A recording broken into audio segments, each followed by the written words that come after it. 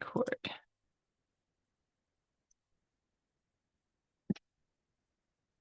Okay, for those of you watching the recording, we are into our next session here in the Art of Influence Summit, day 2.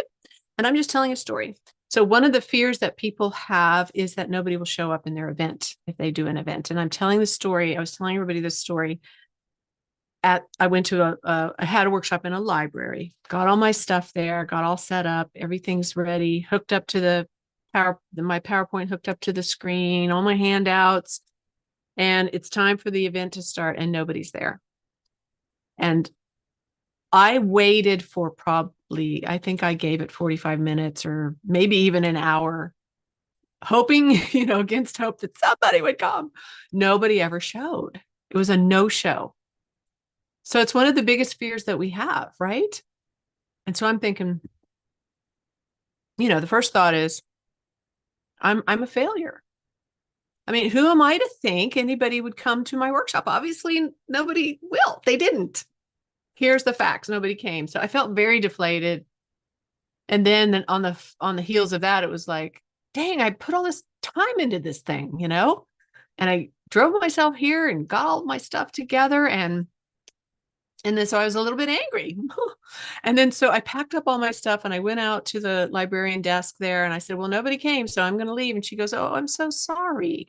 I really feel bad about that. And she did. She really felt bad. And I was like, well, that's okay. It happens. And so she and I got into this conversation and she asked more questions about what I do. And so I made a really good connection with her. And I thought, well, at least that came out of it. I had a nice conversation with her. Who knows where that could lead? And so I started trying to really reframe, as we were talking about yesterday, and begin to look at this as, what can I learn from this? Right? So mistakes are places to learn. Failure is just, somebody put an acronym yesterday in there about fail. I forget what it was, but it's just a place to learn, right? We're all going to make mistakes. We're all going to trip up and we're all going to fail at some time or another. It's just a part of it, right? And so you can look at it as, well, I'm a loser. Who am I to be doing this? I should just give up. Or you can look at it as, okay, what can I learn from this? How can I make it better? How can I improve? And that's what I began to do. I sort of took it apart and I looked at, what did I do for my marketing? What kind of things did I do to try to get people in the seats there? And I realized that I had depended on that library. That was a different library than the other one that promoted really well for me. This library didn't. And I depended on them. I didn't do enough of my own. And so lesson number 1, you've got to do your own best promotion. And yes, get other people to promote, but you've got to promote yourself. And so I thought, well, what can I learn about promoting better? And I began to just make a list of those things that I could learn from that. And then I purposely looked for ways to learn how to do that better. So don't let that fear of nobody showing up stop you from trying. Just like Jennifer said, it's in the doing and the trying that you learn the most. And your first event may not be, what you want it to be. Maybe you'll have one person in the room. I did a workshop at a different library and had one person show up. And I had another one where I think 2 or 3 showed up. Most of the time I had at least 10 to 15, but there were some times where I only had 1 or 2. Well, what did I do? I presented my workshop as if the room was full. When I had that one person in the room, I gave her everything I had, poured it all into her. And that's one thing I've done over and over again. Even in online events where not very many people are there, I still deliver everything. I don't ever cancel. I don't ever say, oh, well, there's only one person, so we're just forget it. No, because that one person, you never know who they know. You never know what impact you might have on them. You never know who they might refer to you later and say, man, I went to this workshop and I was the only one in the room, but she gave me everything. She's amazing. Like, you just don't know what can come of that. That's number 1. And the second reason I don't ever cancel in that situation is because it's a really great opportunity for me to practice and go through my content and see how it's landing. And so, just deliver it. And that way you've practiced it, and you've given a lot of value to that one person or those 3 people or 5 people or whatever it might be. My very first 3-day event, which is for most people really scary to do a 3-day event because it's 3 days, and you're making a bigger offer usually, and you're doing a lot more. And a lot of times people will say, well, how do I fill up 3 days? What do I talk about? What do I share for 3 whole days? Anybody wonder that as we've been talking about events? How am I going to fill up 3 whole days? Right? Right. There's a lot of great stuff you can do in 3 days. You don't really need a lot of content, actually, because you can, and this is one of the tips that I want to share with you today, is about that. How do you keep people engaged in a 3-day event? And that's one of the top things you've got to do. But you can fill that time with a lot of them implementing what you're teaching. That's the beauty of a 3-day event. You can teach them something in a content block and then say, okay, I'm going to give you an hour break right now. We're going to stay in Zoom, but I'm going to give you an hour to go and work on this. And then they come back in that hour and you ask, how was that? And you take questions and you help them work through whatever. And another thing, send them into breakout rooms to work together. So you don't have to have a ton of content, because you don't want to have a ton of content in a 3-day event, because you don't want to wear people out. You want to give them a chance to implement what they're learning and leave that event feeling like they accomplished something. And that's the beauty of a 3-day event, is that you don't have to have a ton of content. So the first one I did was, I did this event I think I've done it 4 or 5, maybe 5 or 6 times, called Storytelling Mastery, because I love storytelling. And when I teach people how to speak and present, like, storytelling is a big piece of that. So I created this event. It was a 3-day event on storytelling. And I think the first time I ran it, I only did it for 1 day because I just wanted to try it out. So that's another thing. You don't have to do a full 3-day event. You can start with something small, like start with a 2-hour workshop or a half day, and then go to a full day. So I did this 1 day, and I had in my mind, like, I'm doing this partly to learn. Like, I want to try out my content I've put together and see how it works, right? So it was sort of like a trial. And so I wasn't really that concerned with how many people were there, because I had that in my mind, like, I'm going to try this out. And I think I started with maybe 10 people the beginning of the day, and I started losing them throughout the day. And by the end of the day, I had 1 person. So again, it's like that could either kill you, make you feel like a failure, or you learn from it. And so I got feedback from some of the people that had come and had left. And I asked the person who was there at the end, what were you getting out of that? Where did you feel like I lost you? So it's being open to that feedback and looking at it as, we're always learning and growing and getting better. And also looking at it as these people who did come got something out of it. So it wasn't a total waste of time. So I was able to take that 1 day and then work on it, tweak it, get that feedback, make it better, and then try it again. It's a trial and error. So that's where you learn, is trying it, putting together your first one and put it out there and just do it, and then learn as you go. So I just wanted to encourage you, because I feel like, probably a lot of you are feeling like, this sounds like a good idea. And, it's a $404 billion industry, and maybe I should tap into it, but I'm a little scared and I'm a little overwhelmed and wondering, can I really do this?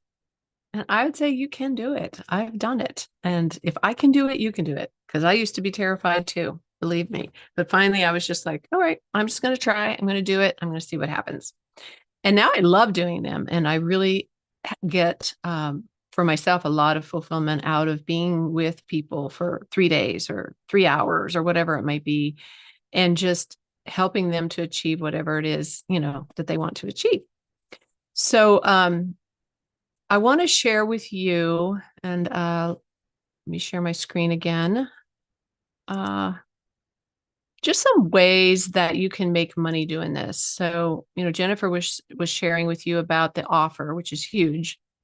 But so no matter what size or length of workshop, or I'm sorry, event that you do, always have an offer.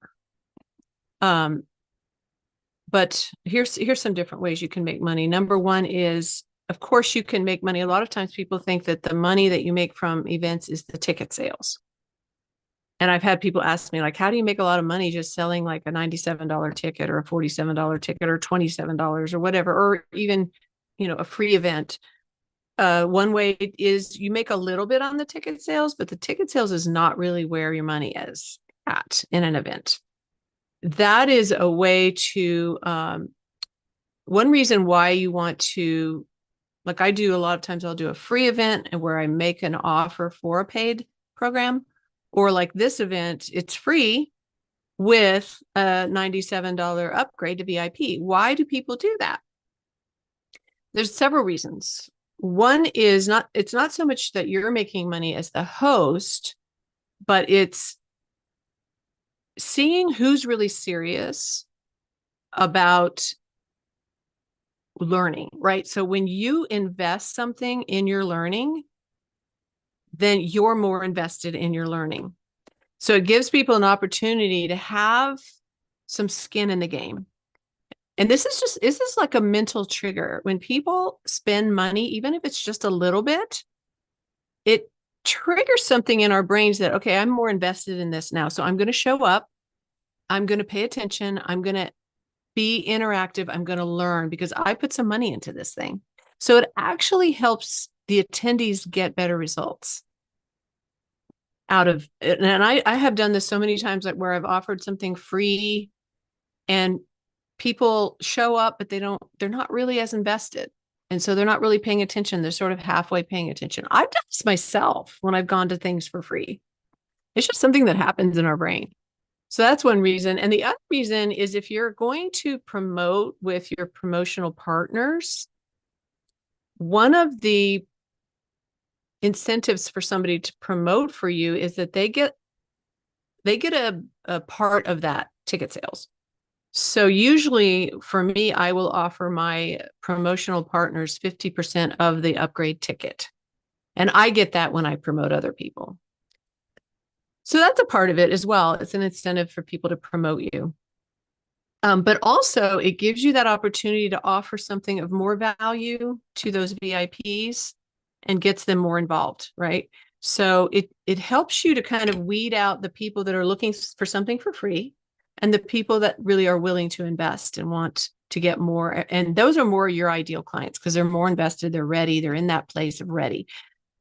Not to say that people that don't pay are not invested in their success or wanting to learn, but maybe it's not the right time for them. Maybe there's something going on in their life and they just absolutely can't spend that money, but they're going to show up for free. And then what happens is they get to know you and you develop that relationship with them. And they later, when they're in a better place, might have the money to invest with you, but at least they've gotten something from you. So when I do an event, I always look at it, even a webinar, I just look at it as I want to give everyone some value. I want them to walk away with something they've learned, whether they paid for VIP or came for free, because I don't want to just give them fluff and nothing unless they pay, because I feel like people that show up, even though they haven't paid yet, they're showing up, and that says a lot. And then later they might be coming back and able to pay. And that's happened over and over again for me. I had one client who followed me and did all the free things for years. And then finally she was able to invest and she joined my course and then she joined my mastermind. And so, you just never know. So always show up with that intention to have an impact on people's lives and to make a difference and to give them value. And then you've got to create a way to have that place where you can see, who's ready for me, who's ready for my program. And those are the ones that usually will spend some money. So those are different reasons. So you do make some money from ticket sales, VIP tickets, as I just talked about. But the main way that you make money from doing an event is having an offer to something. So even if you have a free event, you can still make money because you're going to make an offer. And I would say never do any kind of speaking without some kind of offer. Even if you are speaking in a situation where the host is saying to you, I don't want you to make a paid offer to anyone, that's okay because you can make a free offer. All my speakers are making free offers. They're giving you something for free, right? I didn't want them selling at this event because I didn't want it to be a sales fest. And that can happen a lot of times in summits. But they're making an offer to something free. And then if you take that offer, you're in their email list and then you can buy something from them if you want to. So you can make money on the back end, even of a free event, by making some kind of offer, whether it's a free offer to something like a free consultation with you or a free download or a free course or whatever you might have. Even if you're not offering a paid program right then and actually taking money at that event, you make money on what's called the back end. So always have some kind of offer. And if you're going to do a like a workshop or a masterclass, I would say, and like Jennifer said, the very first thing that she works on with her clients, and the same thing with me in my event that's coming up, that's the first thing we're going to do is work on your offer. Because if you don't know what your offer is, how can you plan the event? And this was one of the mistakes that I made, which I'm going to talk about more in a second here. You can do back-end sales. So after the event, you follow up with people and you can invite them to buy a course from you or come to another workshop or, buy a book or whatever you might have, right? You can invite them to a one-on-one consultation and offer your one-on-one coaching program. So you're making money from that event. Even if you didn't make it that day, you're still making money from that particular event, right? And then downsells. So let's say you make an offer to a program and the person is like, I really want that, but I just can't afford it right now, or it's not the right time. Then you can always say, well, maybe this isn't a good fit, but I do have something, less expensive. I have this other thing over here. I've got this course or whatever that's this much. And a lot of times people will be able to buy that. I've had that happen to me multiple times. And then they get into that program with you. Maybe it's a course or a shorter program, and then they go through that with you, and then maybe they upsell after the end of that, and so then there's the upsells. So there's a lot of different ways to make money from doing events. And then 3 mistakes. So I really wanted to talk about the mistakes. I did talk about some of mine already, but here's some of the top mistakes people make: is not having the right audience in front of them, not having a compelling offer, and not maintaining audience engagement. I hope these slides are easier to read for everybody. Sorry about that before. So I want to talk about each one of these just for a few minutes. How do you overcome the mistake of not having the right audience in front of you? You could have 100 people in front of you, and if they're not your audience and you're making an offer to something they're not interested in, then you've wasted your time, right? So I like what Patricia was like, yep, like that. So if I'm making an offer for coaches to come and learn how to grow their business through speaking, then I need coaches in front of me, not CEOs of a business, right? So that's number one. And having your compelling offer, which Jennifer was talking about, she's the master at that one. And I've come a long ways with that. I wouldn't say I'm where she is yet, but someday. And then maintaining audience engagement. So getting the right people in your room. Lots of ways to do that. Jennifer touched on some of these. Number one, have a clear purpose for your event. This is one of the mistakes I have made and seen other people make. I'm a teacher, so I have lots of things I can talk about, lots of content I can share, and I love to teach. And so I started off creating workshops around kinds of different topics just because I knew about it and I wanted to share it. The problem was that I didn't have a clear purpose for the event itself. It was just some stuff I wanted to share. And this is why you need to know your offer first. And that's why that's the first thing that we work on. What is it you want at the end of your event for people to do or to know or even to feel?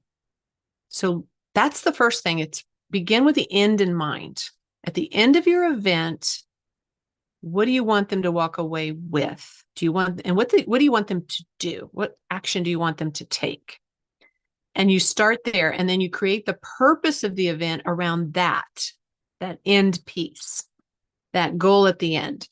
And then you work your way backwards, and everything in the event leads up to that and has to do with that. So everything is very clear all throughout the event. There's no confusion. And as you create your content path, it's with that purpose in mind, right? So the purpose of my event, for example, coming up is for the participants to have a blueprint for their own event. So everything I do in that event it's going to carry them through this process step by step to that end. And so everything I plan in the event. And then when I promote it, right, I have a title and an event description that's well crafted, that's very clear, concise, and compelling. I'm doing an event about teaching people how to create virtual events boot camp. And my subtitle is how to craft, host, and run your own profitable, simple online events. So you know from that title, the result is that you know how to craft, host, and run your own event, right?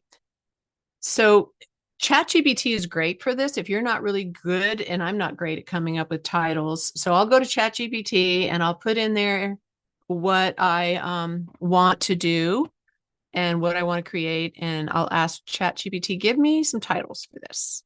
And then you just look at the titles and you can get some feedback from people. What's compelling? I mean, don't just take ChatGPT's word for it, but it's a great place to start. Does everybody know what ChatGPT is? Yep. I think everybody today knows. All right. Yeah, it's my friend.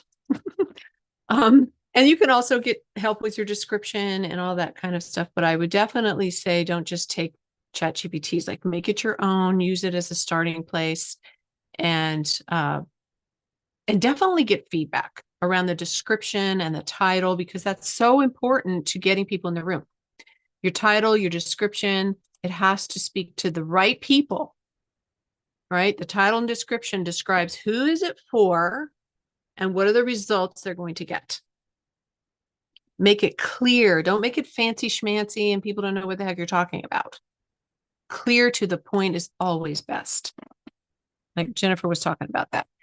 And then collaborating with promotional partners, people that have an audience like yours. So for example, just to give you an example, one of my promotional partners is Susan Crossman. She was at the Wine Hour last night. She'll be speaking tomorrow. She's one of my best promotional partners. And Pat Iyer, who also is going to be speaking at this event. They're awesome because their audience is authors, but a lot of the people that are authors are also speakers and coaches. But they work with their people around writing a book. I work with the same audience around speaking and putting on virtual events. So same audience, but different approach or different thing that we teach. That's a good promotional partner because you're not competing with each other, right? So you want to find people that are in front of your ideal audience, and then you meet them, you get on a Zoom call with them, and you talk about the different things that you're doing.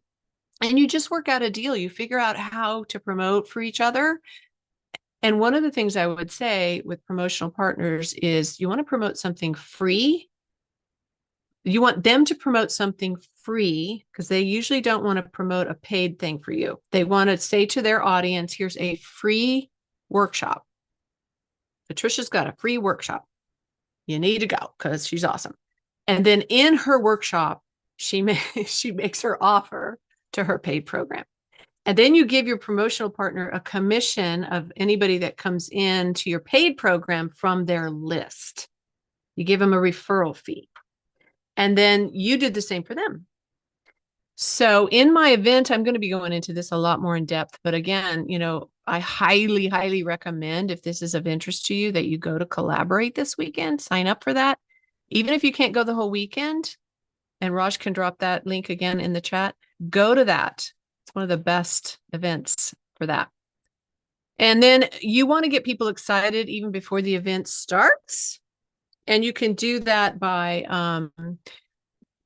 giving them some incentives, giving them some free content up front, maybe doing some videos or even a little a prize or something. If they, I've done like bring a friend and you get an extra prize, or 2 for 1. There's all kinds of ways. Ask them as they are the people that are registering, go on social media and talk about this and hashtag it, and you try to get excitement beforehand. And have a great offer. And I just realized I think I'm over my 1:45. No, I have until 2:30. Okay, good. Jennifer covered this, and she's a master at this, but again, like she said, clear, compelling offer. This is so important. It's why we start on it. It needs to be aligned with your ideal audience. What is it that your audience really wants? And the offer can be a high-end program, like a year-long mastermind, or it could be a 6-month program. It could be a one-on-one coaching program. It could be a course, it's a 6-week course. It could be, whatever it is that you are doing that people pay you for. And when you put that so you first have your program, you have to have your program, you have to know what your program has in it. And then remember Jennifer was saying how the language you use to invite people into that program is so important. And it takes a little while to learn how to craft that so that it makes people feel like, oh yeah, I really want this. I see why I need this program. It's not that you're trying to sell, or you're not trying to convince people to buy something they don't need. You don't want to do that anyway, because you don't want people in your program that shouldn't be there. But the people that really need it and that really should be in your program, they need to see through your offer when you're making your invitation. They need to see that vision for what they can accomplish by being in your program. So 80% of your offer, as you're telling people about it, needs to be about that. So, and I said this earlier, like once you know what your offer is, then you can go back, reverse engineer, plan your event so that it leads people naturally to that offer. It's almost like you're highlighting, or you're giving them a higher view of what's in your program, and you're giving them a little bit of, maybe one thing that's in your program you teach in the workshop, just one piece of it. And then by the end of your workshop or your webinar or whatever you're doing, you say, okay, I've given you one piece of this. I don't really have time to give you more, but this is what I do in my program. We go into depth here, and this is what we take this and we do this with it, right? And so then you're painting the picture for them of that deeper work they can do with you, of that bigger result. And really, one of the most important things from your offer is that you're going to give them guidance, accountability, step by step, like that. Those are the pieces people need more than anything. They can get information anywhere. But when you are making your offer, hey, I've just given you some information, but I'm going to help you implement it. I'm going to walk you step by step. I'm going to give you the guidance, and you're going to have accountability. You're going to have a place of support.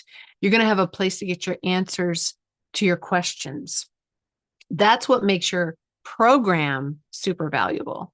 And so as you are inviting them, you are using language that helps them to see that vision of what they can accomplish if they join your program. And so when you're making that offer, 80% of your invitation should be around what are the results that they'll get what is the benefit for them? And then 20% is about how you actually deliver. Okay, so we have twice a month coaching calls, we have office hours, you'll have this course, you'll have these handouts. Like that's the 20% of how you deliver the program. 80% of it is this is what you're going to get. This is the benefit. These are the results. This is what you can achieve, you know? So if you can paint that picture for people, they buy into that vision of who they can become or what they can achieve in your program. That's something my mentor says over and over again. So it's a writer downer, as Suzanne Evans says. I'm quoting all these people, but people will buy into the vision you give them of what they can achieve and who they can become. That's why people will invest and join your program. If you can show them what they will achieve and help them to buy into that vision, to see the vision in your event and as you're presenting your offer, that's the ticket right there. That's what I was missing for so many years. I didn't know how to do that. So hopefully that's helpful. Is this helping you? You guys getting a lot out of this? Yeah? No? Yeah? Okay, good. So the last piece is keeping people engaged. Super important. So especially virtual events. So if you communicate clearly the event purpose to begin with, and then all throughout, if it's very clear, it helps people be engaged. Okay, they know they're here for this purpose. They know that they'll be doing in your event. And you're not taking them off on all these tangents and these other things that have nothing to do with it. That confuses people. And when you confuse people, you lose their attention. So make sure your whole event is cohesive and it's staying on track with that purpose and that you're communicating it clearly. And then this is something I love to do is just have a lot of interactive activities, get them involved in the chat, do breakout rooms, have them participate maybe in a contest. By the end of this event, you know, we're going to have this contest, or like we're doing the prize wheel. And I'm asking you guys all the time, you know, get in the chat. We had Val last night with the drum. I mean, whatever you can do to just make it fun and interactive. Stop, give some content, stop and let them do something with that content. Then give your next block and have them do something with that. This is something I learned as being a school teacher, you know, and adults are not that much different actually in how we learn, right? So as a school teacher, I would teach a lesson and then I'd stop and say, now this is your assignment. This is what you're going to do. And they would work right then and there in the classroom, right? And then they would take homework home because that's how we learn. And if you can create that kind of environment and have people actually learning and doing something and then sharing what they've learned and giving their wins, and they come on with you and they ask questions and you coach them, I mean, that makes it interactive. People love to be involved and have a voice in it and have a part in it. And they also love to leave feeling like they did something. And it makes it more fun. And you don't have to have as much content. You can offer bonuses and incentives to get, I guess I didn't finish that, to get involved, to get excited, like I'm doing with the prize wheel at the wine hour. People love to win prizes. You can offer, you know, a bonus to the person that shows up the most. I mean, you can do a lot of different things to get people excited. If they sign up for your workshop or your event early, you know, you could have like an early bird special or some kind of a pre-event mixer or something like that. So I'm going to ask this again. Who wants to do virtual events? Have I excited you a little bit more? Have I given you some kind of blueprint? Patricia? Nope, unmute. Oh, you're still muted.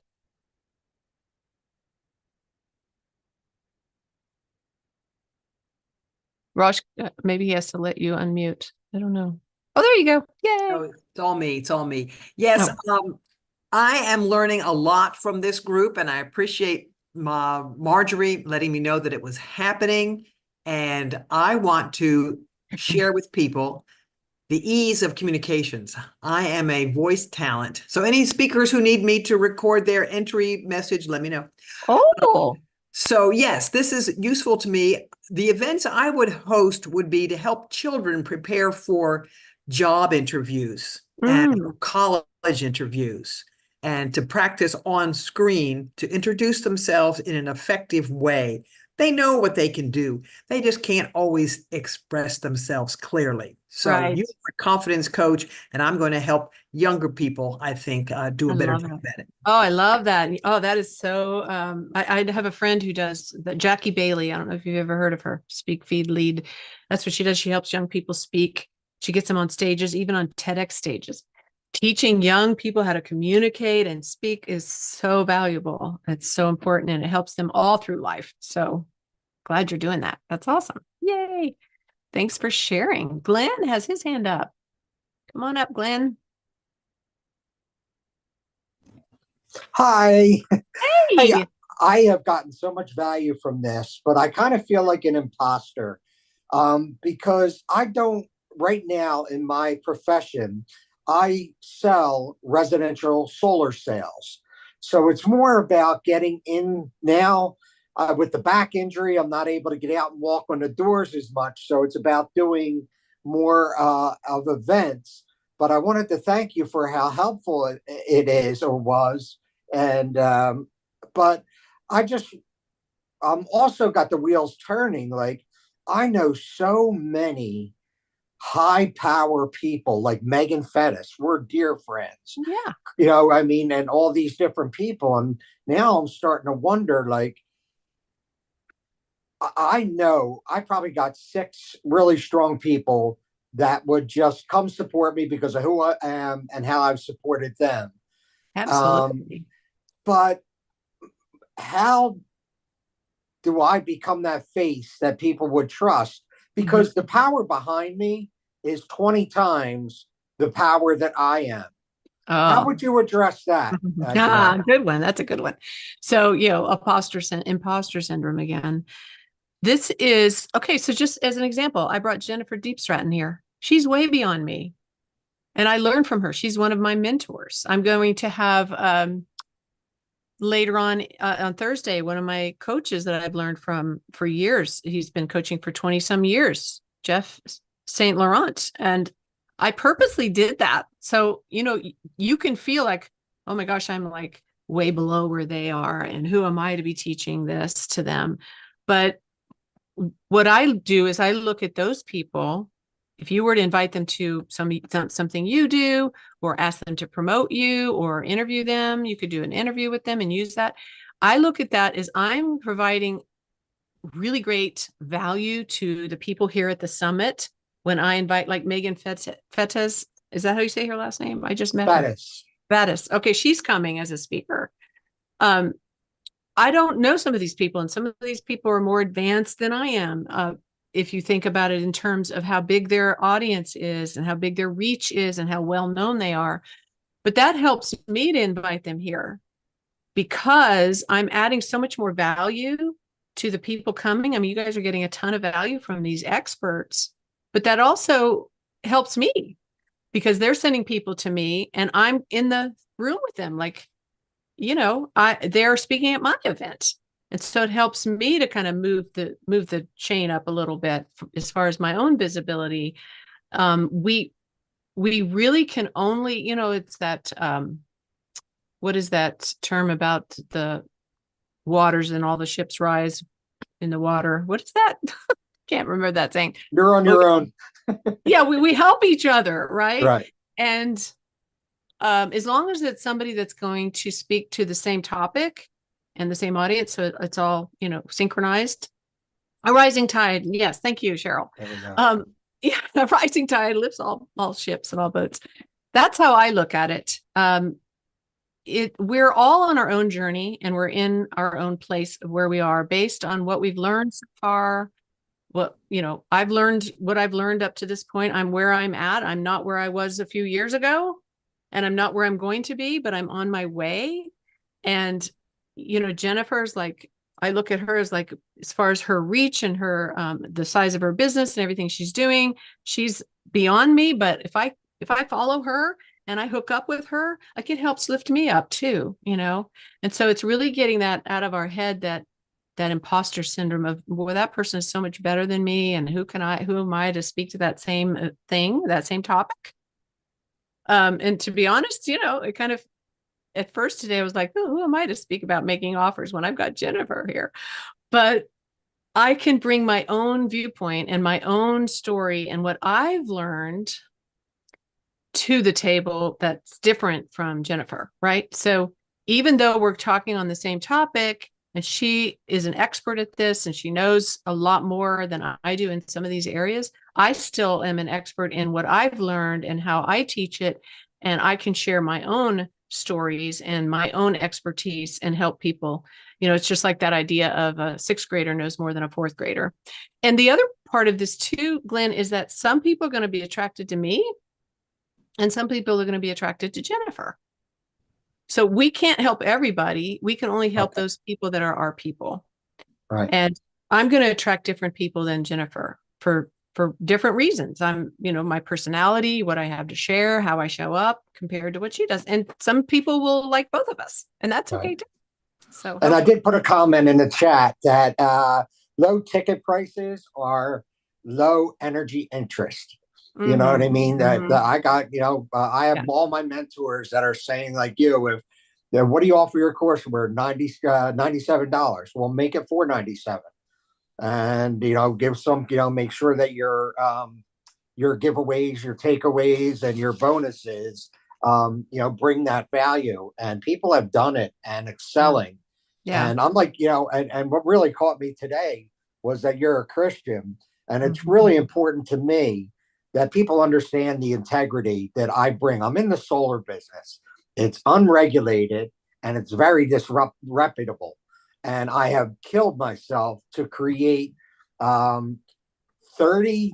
5-star customers and 5 Better Business Bureau A+ accredited ratings as well. But it's just hard for me to get in front of people. And, they're so tired of door solicitors and things that I got to make the shift. And the technology scares me to death. I don't know if there's, what you offer teach the technology, and I do teach. I got to go through setting the stage, and now what's her name? Janice. She's got me updating my wardrobe. Amy, and my funds are more than interesting because this back injury set me back 15 months in earnings. Yeah. So sorry. Hopefully you'll heal quickly. God's in control. Yes. Yes. Technology is another whole piece. I do help in my mastermind. We work on that too. And there are people that can do that for you. I have a team that actually helped me put this together, all the landing pages and the hub that was made for me by a friend of mine, actually. But so there's a lot of times you can work things out with people to help you, even if you don't have money to pay a team. So with technology, sometimes it's good to find somebody that can do that for you. Raj is helping me today, as a VA. He's great. He's a great tech host on a event. But we'll get into more of that in my event. So definitely come to the virtual event boot camp and join us. And we're going to get into lots of fine details and have that time to really work on the step-by-step, putting that blueprint together. So Raj, drop that link in the chat, the virtual events bootcamp. You guys can register for free. You can upgrade to VIP for only $47. You'll get all the recordings and some bonuses, and you'll be able to interact in the Zoom room. All right, so I am going to stop the recording for this session. Thank you, Glenn, for your wonderful questions and interactions. I really appreciate you being so involved. I'm going to stop the recording and start it again.